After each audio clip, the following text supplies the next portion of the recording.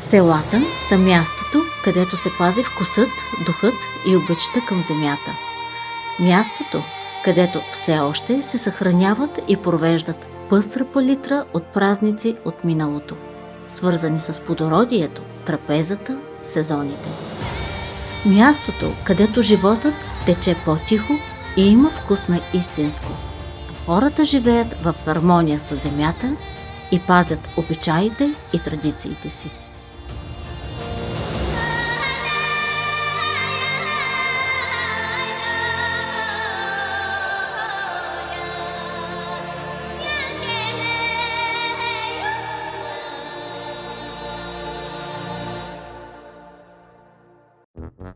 На времето храната не е била просто препитание. Тя е била повод за срещи, песен, хоро. Тя е празник.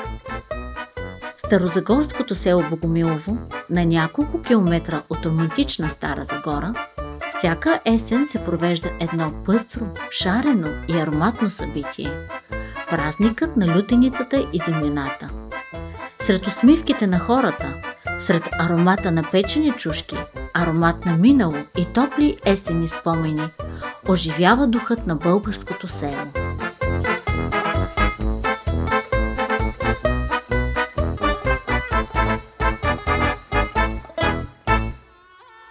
Село Богомилово възниква в началото на 16 век под името Теке, значещо свещен гроб.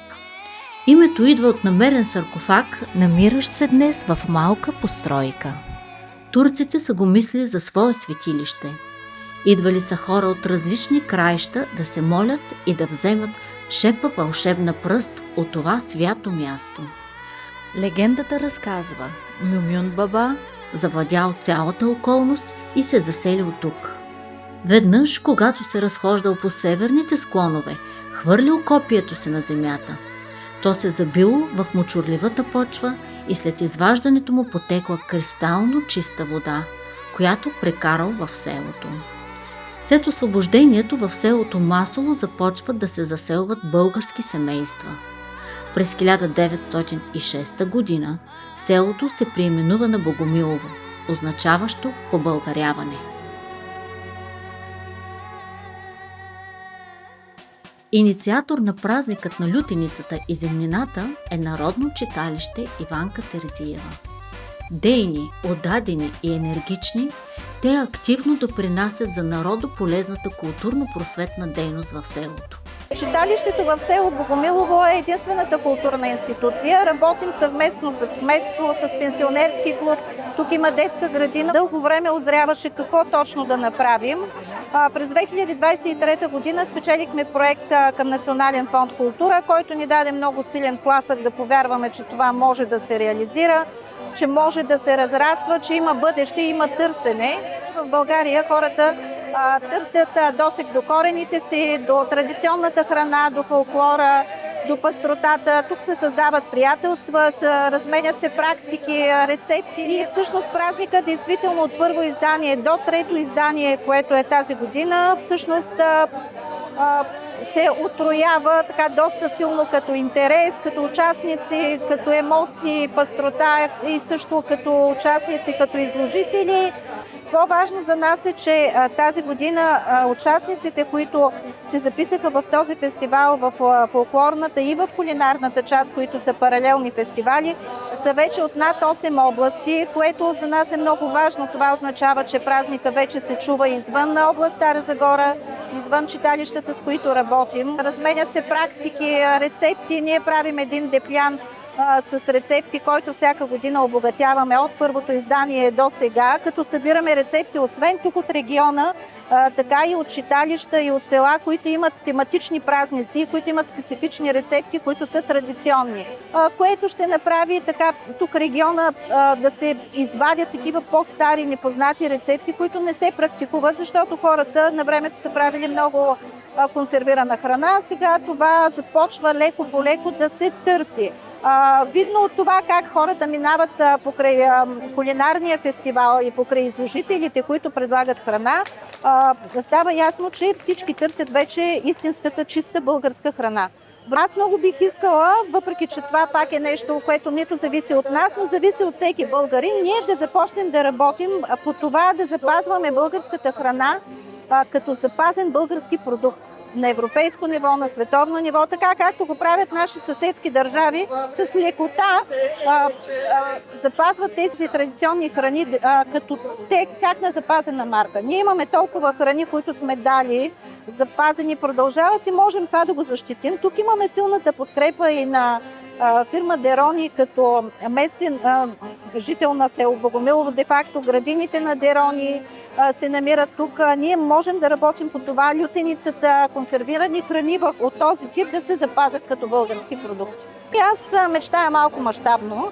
Представям си празника, освен тук с българските традиционни неща, които представяме, да започнем да каним и гости извън страната, които да приготвят заедно с нас храна.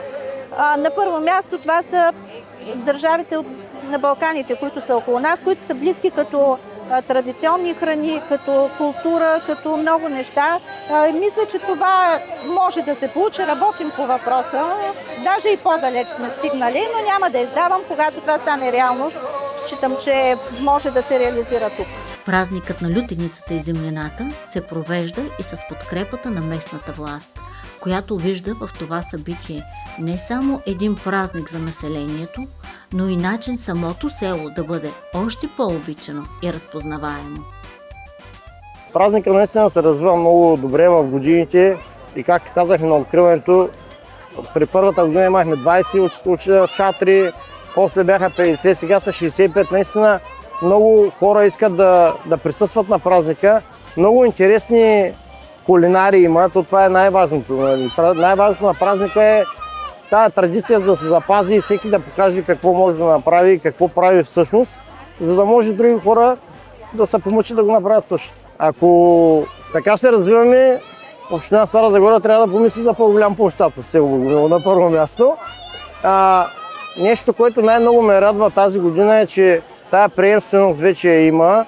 Както видяхме от фирма Дерони, вече дъщерята на господин Ангелов поема щафетата, така да се каже. Така че виждам наистина нещата в много приятно, в бъдеще да бъдат много приятни. Много от младите не знам дали вече знаят как се прави и се приготвя лютеница. Нека да видят, да се докоснат наистина до тези традиции, които за съжаление все повече почваме да губим, но съм сигурен, че няма да ги загубим, винаги ще бъдат продължени. Организацията е доста трудна, но аз имам един голям плюс, че представителите на читалището наистина са изключително дейни, изключително така от сърце работят. Да, трудна е организацията, но и с подкрепата на фирма Дерони нещата, както виждате, стават. Това е един тематичен празник, който между другото с неговото започване аз знаех, че този празник има голям потенциал и голямо бъдеще. И изключително се радвам, че площадът е пълен, че хората са тук, има какво да видят и се забавляват. По стар български обичай, разбира се, че имаше негативизъм. По-скоро не негативизъм, ами не толкова такива очаквания, за да се получи такъв празник. Но смятам, че тези съмнения абсолютно всички вече не съществуват. Разбрах, че имаме още малко за празника да стане национален мащаб и следващата стъпка е международен. Прекрасният празник не би бил възможен без присъствието на спонсорите на събитието и тяхната щедрост, сърце и грижа. Те са онези тихи, но силни приятели на празника, които вярват, че заедно всички ще допринесем за съхраняването на традициите. За представителите на фирма Дерони, които са не само спонсори, а истински съмишленици в опазването на българските вкусове. Лютеницата не е просто продукт, а кауза и вдъхновение. За мен това е било мечта от 40 години в родното си село да направя такъв празник. Не само да правим и стадиони, църкви, но да направим и празник на лютеницата. Дерони като компания продава над 35 държави в целия свят. Имаме най-голямото зеленчукопроизводство в България, най-големият завод за производство на разсад в България. Произвеждаме българите, дори и богомиловци, не знаят, че ние произвеждаме над 10 000 тона зеленчуци на година, което е едно на днешен ден уникално постижение. Празника се разраства с всяка изминала година, което е изключителна гордост и за организатори, и за мен, и за всички хора. Лютеницата е продукт, създаден от домат, пътлажан, морков и пипер. Това са българина обича тези зеленчуци. Влагайки ги в продукт, който е пастеризиран, стерилизиран, сготвен, майсторски сготвен, защото ние правим лютеница по-домашно направена. Само че хората вкъщи се я правят в такива казания, в 100 кг. Аз ги произвеждам в 1 тон. И всяка жена, която вкъщи готви, знае, че хубавата манджа става в големия гювеч. Затова продукти се получават такива вкусни. Трябваше да ви поканя моите внуци, те са тук на празника. Вчера моята внучка изяде 6 филии лютеница. 6 филии лютеница. Така че от това по-голяма реклама няма. Това е традиционен продукт. Той е представен навсякъде, в цялата държава. Това е и в чужбина, когато дойдат чужденци. Това е нещо, което хората не са виждали никъде, опитат ли го, се влюбват в него. Ние сме производители, първо на лютеница, освен това сме преработватели на зеленчуци. Всичко това е семейен бизнес, който искаме да развиваме. Аз като родител вече имам 2 малки деца, искам това нещо да се предаде в поколенията. В момента се борим да направим лютеницата като традиционен продукт на световния пазар и абсолютно всичко по рецепта се спазва. Този начин, чрез такива фестивали, там където хората да могат да се съберат, да могат да видят как са се произвеждали едновремешните продукти, по-новите съвременни, точно с тези фестивали, което ни е целта и да ги запазим във времето. Както виждам, за цели 3 години празника се развива, мащабно се развива. Имаме страхотни планове за следващата и последваща година да се развие, да стане по-мащабен. За мен Дерони е всичко. Това е, освен, както казах, семейен бизнес. Рядко децата наследяват бизнеса, но в този случай аз имах възможността да работя в чужбина, за да се върна тук, да разбера какво е да работиш за себе си, да хората да бъдат щастливи от това, което продаваме и да работим в такъв екип сплотен. Лютеницата е традиция. Тя е носталгия по миналото и на времето сплотявала хората. Тя от традиционните български храни, без която не можем. Дали върху филия хляб или като гарнитура, тя остава любима за малки и големи. Вероятно завинаги ще остане в тайна името на този, решил да смеси чушки и домати във вълшебно пюре. Най-ранните споменавания на лютеницата в близък до днешния вид датират от 30-те години на миналия век. От тогава е една от старите познати рецепти в готварска книга за домакини, издадена 1937 година. Календар по готварство от Стефана Христова, преподавател в девическо училище. Там лютеницата се приготвя от домати, чушки и лук, които се смесвали и запичали на фурна. Тогава рецептата се е предлагала основно за гарнитура. През 60-те години с развитието на консервната промишленост, домашното консервиране в буркани, стъкленки и капачки към тях набира скорост. По-старото поколение още помни как от август месец из въздуха се носило ухание на чушки и домати. Как пред къщи и блокове честа гледка били огромните тъви над огъня и бавното разбъркване на благоуханната смес. Днес споменът за миналото се завръща с запазената марка на празника – казана с 100 кг прясно приготвена лютеница. Тайната съставка е да имате любов към лютеницата. Всички зеленчуци са пресни от нивите на Дерони. Има чушчици, морковчета, заправя и тия сладко. С 2 кебабченца, 1 кефтенце, мисля, че приляга доста добре. Празника е много хубав, весел, нека да има повече такива събирания. Супер е! Да обединява българите. малки и големи, търпеливо се редяха, за да напълнят чинийката си от ухайната смес. И както се оказа, дори 100 кг са малко, за да нахранят всички желаещи. За до година организаторите може да помислят за още по-голям казан, предвид разрастването на празника с всяка следваща година. Рецептата за лютеница е варирала в годините с добавянето или отнемането на нещо, но задължителното присъствие на червени чушки, белени домати, патладжани остават непроменени. Към тях добавяме някое морковче, лук и различни подправки, но тайната съставка на всяка рецепта е различна. Всеки по различен начин приготвя лютеницата. Основните съставки са доматено пюре, чушки, патлажан. Пипер, чушки, домати, лук, малко цесънче, син патладжан. Може морковчиска да се сложат. Прибавяме оцет, олио в захар.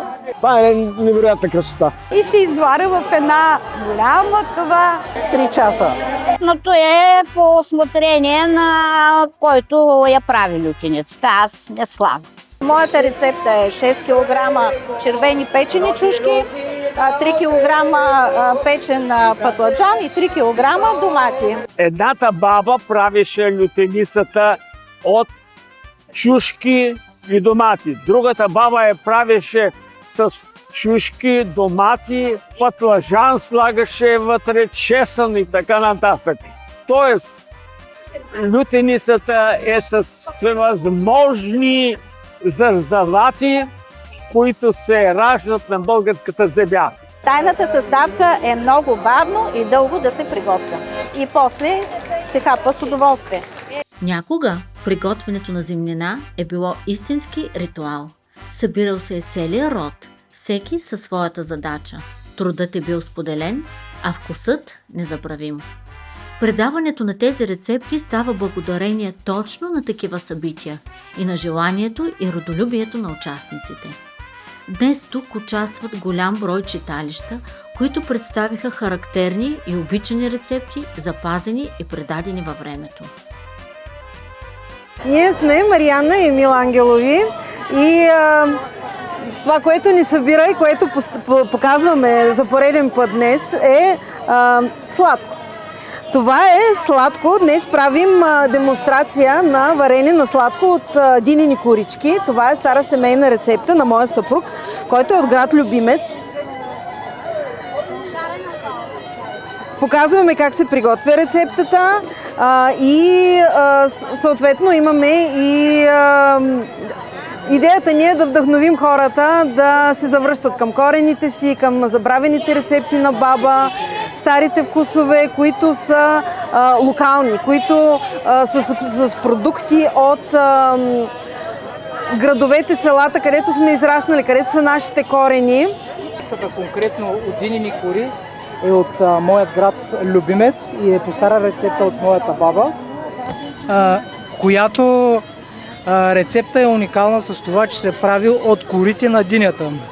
Рецептата е обновена и освежена от моята съпруга с допълнителни вкусови качества.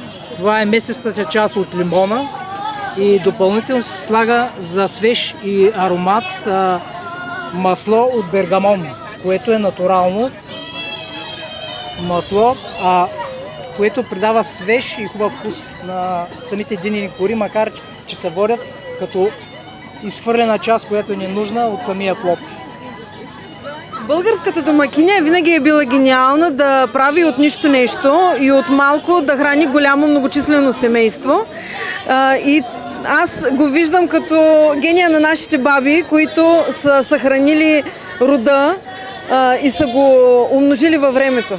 Ние участваме с кулинарни демонстрации на различни кулинарни фестивали и срещаме много добър прием. Това, което мене много ме вълнува е когато дойде някой възрастен човек в Ивайловград се запознахме с един възрастен, много симпатичен, над 70 годишен дядо, който като го опита, каза: върнахте ме в детските ми години, това е вкуса на сладкото, което майка ми правеше. Той много се умили, разказваше за това как майка му е подготвила сладкото, за типичните съдове, които се използват в този край. Ние представляваме Народно читалище Отец Паисий, село Горно Черковище. Представяме се с видове сладка, троши, гювеч с свинско с сини сливи, което е характерно за нашия регион. В миналото се е готвило много често вкъщи. По празници, предимно по празници се е готвило. След това представяме тукманка, домашно правена, пържени сладки, които са характерни и още се водят като булченски сладки. И тиквеник характерен пак за миналото, както продължава и за сега да се готви. Пожелавам за бъдеще да продължава да бъде така и да се развива още по-добре. С тежката задача да оцени тези малки кулинарни шедьоври бе натоварен шеф Андрей Токев, който за трета година е част от това събитие. Първо, много щастлив съм, че съм на този празник, защото виждам как и расте. Наистина, преди 3 години бяха по-малко участници, беше в по-малък мащаб. Сега третата година вече е 2 пъти по-голям, което за 3 години е много голям успех и аз много се радвам. Но мен много ме свързва Богомилово с лютеницата, защото първото предаване, което правих на ловци на храна преди 10 години, беше в село Богомилово и снимахме и за лютеницата, говорихме за лютеницата, така че ми е много сентиментално. И се радвам. Цял живот, кулинарен живот се боря за традициите, българските традиции и ми е много интересно и искам също да допринеса да продължа да се развива традиция, затова и участвам в празника в Богомилово, защото една нация да е силна и успешна е базирана на традиции и на история. Ако ние не уважаваме традициите, не ги продължаваме и не уважаваме историята си, тази нация няма да е силна и няма да продължи. Така че тези празници са хубаво нещо, където ние трябва да доказваме и да продължаваме нашата любов към традициите и към една успешна нация. За мен перфектната лютеница е във всеки двор и във всяка къща. Когато го правиш с, както аз съм го правил с дете, с баба ми или с роднини или с приятели, правихме даже тук наскоро, преди няколко години се събирахме приятели, всички правихме съвместно на лютеница. Това е едно, да кажем, старомодна социална мрежа, където е по-приятно да се съберем всички заедно, да споделим хубави емоции и правенето на лютеницата е реално края на лятото, началото на есента, когато се приготвяме за зимата, когато искаме да си направим хубави продукти за зимата, така че е много емоционално и мисля, че е свързано с едни хубави спомени и преживявания и ще е хубаво повечето, ако можем да си правим тези зимнини, за да може наистина да продължим тази традиция и да имаме хубави емоции и преживявания, които реално казах крепат една нация. В фолклорната част на фестивала участваха групи, представящи народни обичаи, групи за изворен фолклор, групи за обработен фолклор, индивидуални изпълнители и танцови групи, клубове и ансамбли. Или над 550 участника от различни краища на България.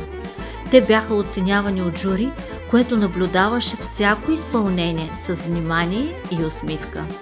Председател на журито бе безспорният капацитет за фолклорното богатство, почетният гражданин на Стара Загора, академик Крум Георгиев, а членове бяха Кирил Кирчев и Таня Кирчева.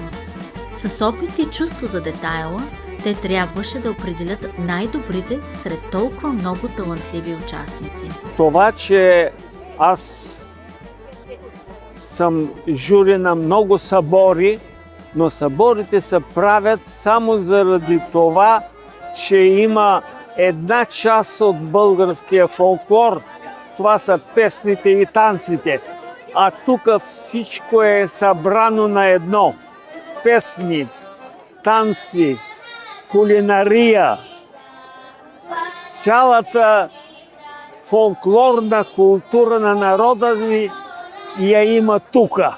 И това е красотата, хубостта и заслугата на този събор. Този фестивал трябва да просъществува.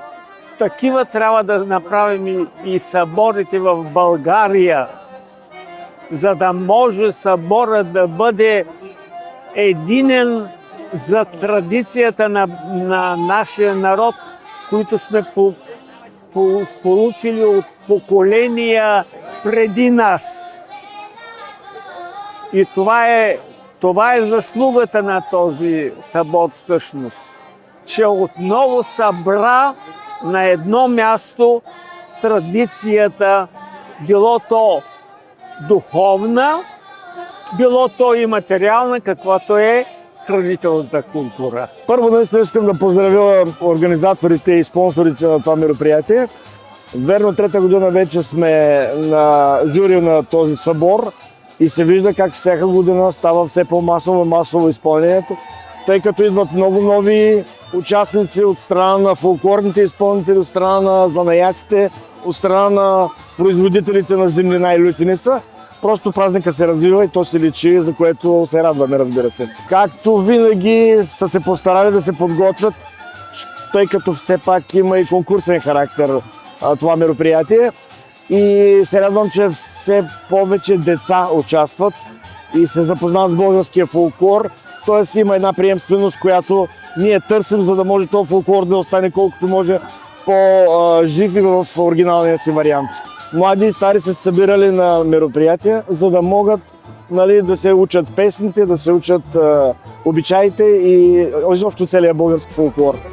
Победители са всички, дръзнали да се качат на сцената и покажат своята любов към българските традиции. А малките родолюбчета бяха навсякъде.